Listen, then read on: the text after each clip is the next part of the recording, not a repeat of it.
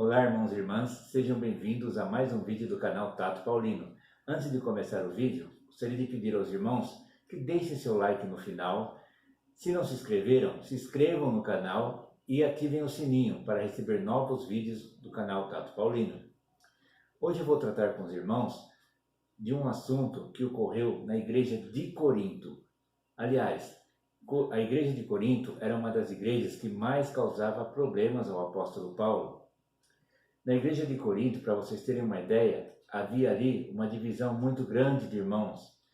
Entre eles, uns diziam que eram de Pedro, outros que eram de Apolo, outros de Paulo e outros de Jesus.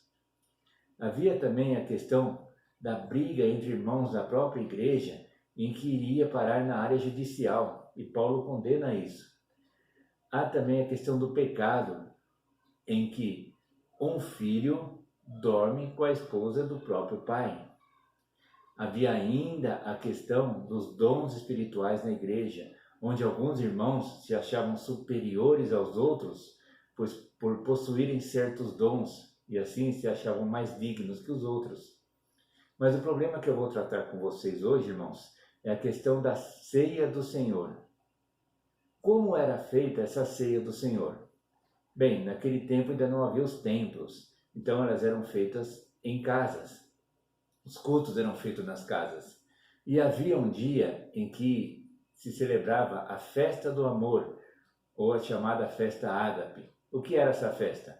Era um momento em que os membros da igreja se reuniam, tanto os mais ricos como os mais pobres, e ali se fazia o tal ajuntamento de panelas, onde as pessoas levavam as comidas das suas casas, as bebidas, comiam, tinham aquela comunhão, e depois dessa comunhão havia a ceia do Senhor.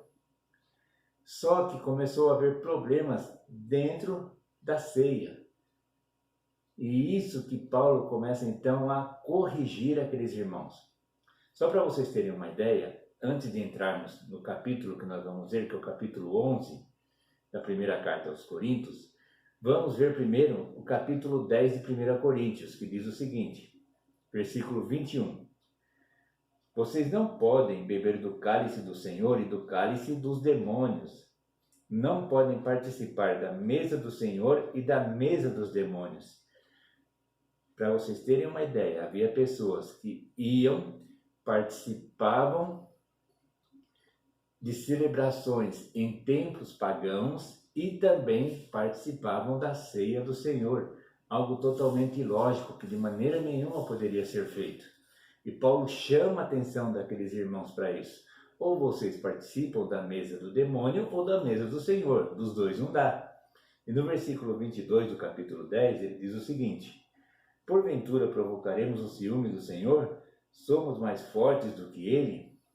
Por quê? Porque o que eles estavam fazendo estava totalmente errado. Agora, já partindo para a questão da ceia do Senhor na igreja de Corinto, o capítulo 11, versículos 20 a 22, nos diz o seguinte: quando vocês se reúnem, não é para comer a ceia do Senhor. Então, Paulo já começa pegando pesado.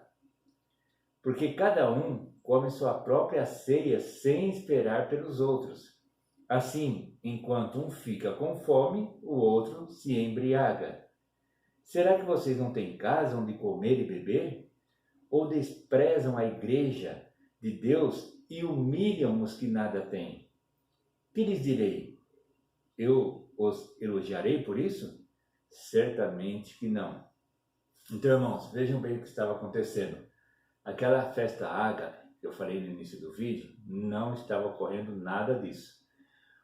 Os ricos, os irmãos mais abastados, chegavam primeiro, montavam seu grupinho e ali comiam e bebiam somente entre eles. Quando os pobres chegavam um pouco mais tarde, porque muitas vezes tinham que sair do trabalho e às vezes não tinham nem o que comer em casa, nem o que trazer para a ceia. Quando eles chegavam, já não tinha mais nada para eles comerem. Então é o que Paulo está dizendo aqui. Vocês vêm para cá só para comer e beber entre vocês? Vocês desprezam aqueles, humilham os que não têm nada? como se dissessem, olha, nós temos o que comer e vocês não têm? Não era isso a intenção daquela festa. Não era essa a intenção de se reunir aquelas pessoas.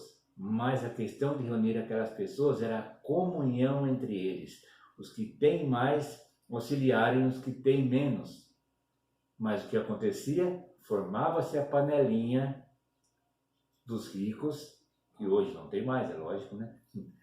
E os pobres ficavam do lado, sem comer nada. E o pior, irmãos, depois disso, esses que se separavam, que comiam, que se embriagavam, ainda tinham a capacidade de participar da ceia do Senhor, repartir o pão, tomar do vinho, junto com aqueles que não comeram e não beberam nada. É por isso que Paulo fica indignado.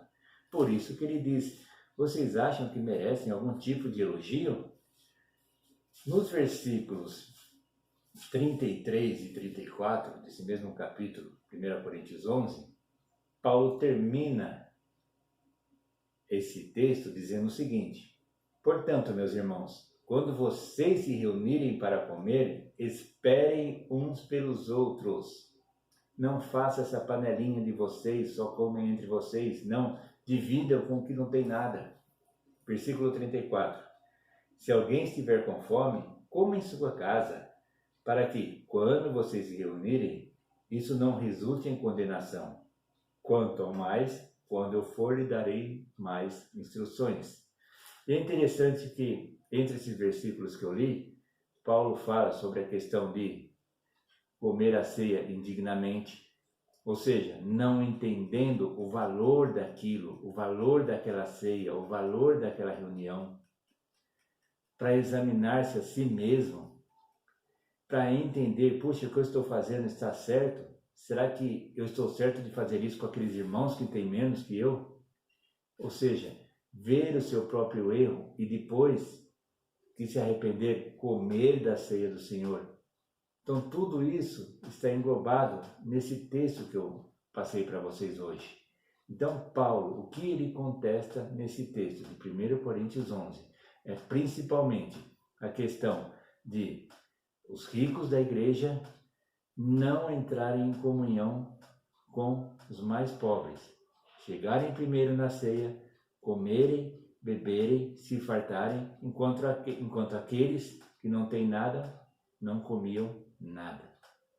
E ainda participavam da ceia do Senhor. Amém, irmãos? Se gostaram, como eu disse no início do vídeo, se inscrevam, deixem seu like para que mais pessoas possam assistir aos nossos vídeos. Deus os abençoe.